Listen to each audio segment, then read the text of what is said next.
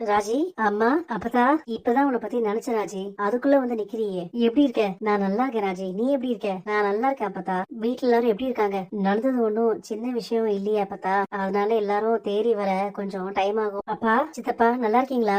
இருக்கோம். உங்க எல்லாரையும் பார்க்கணும்னு தோணுச்சு. அதான் இத பத்தி யோசிக்காம உடனே கிளம்பி வந்துட்டேன். நான் இந்த வீட்டுக்கு வரலாம்ல. நான் வந்தது ஒண்ணும் தப்பு இல்லையே. வெளியே போன்னு துரத்தி விட மாட்டீங்களே? நான் வந்தது பிடிக்கலன்னா சொல்லுங்க, போயிடுறேன். நல்லா இருக்கியா ராஜி? நல்லா இருக்கேன்ப்பா. அண்ணன், நம்ம கிளம்பலாமா? ஏப்பா, ராஜி வந்திருக்கா, அவ கூட 4 வார்த்தை பேசிட்டு போங்களேன்ப்பா. முத்து, நீ அவளை இருன்னு ஒரு வார்த்தை சொல்லுப்பா. உனக்கு என்ன தோணுதோ நீ அதே சொல்லுமா. வீட்டுல நடக்கிற எதுவுமே சரியா படலடா. இன்னைக்கு ராஜி நம்ம வீட்டுக்கு வந்தாடா. அவ எதுக்கு வந்தா? வேற எதுக்கு? சொந்தம் கொண்டாடதான். அண்ணன் இனிமேல் வீட்டுக்கெல்லாம் வரக்கூடாதுன்னு சொல்லுவாருன்னு பார்த்தேன். பொண்ணு மேல பாசமா நல்லா இருக்கியான்னு விசாரிக்கிறாரு. கோமதி, ராஜி எல்லாரும் போலீஸ் ஸ்டேஷன்ல போய் நின்னப்போ எனக்கு வருத்தமா தான் இருந்துச்சு. அவ கொடுத்த லெட்டரை கார்ல உட்காந்து படிச்சதும் எனக்கும் கண்ணெல்லாம் கலங்குச்சு. இன்னைக்கு அவங்க எல்லாம் கஷ்டத்துல இருக்காங்கிறதுக்காக பழைய துரோகத்தெல்லாம் மறந்துட முடியுமா என்ன?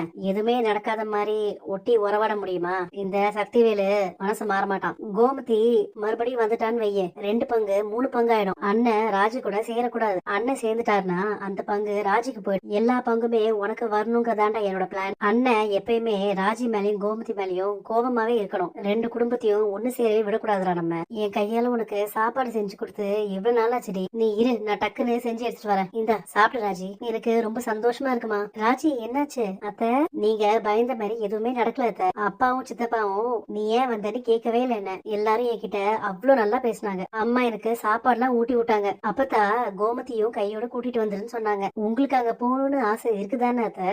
ஆசை இருக்கு, ஆனா நடக்கணுமே. நான் போன மாதிரி நீங்களும் விறுவிறுன்னு போயிடுங்க அத்தை.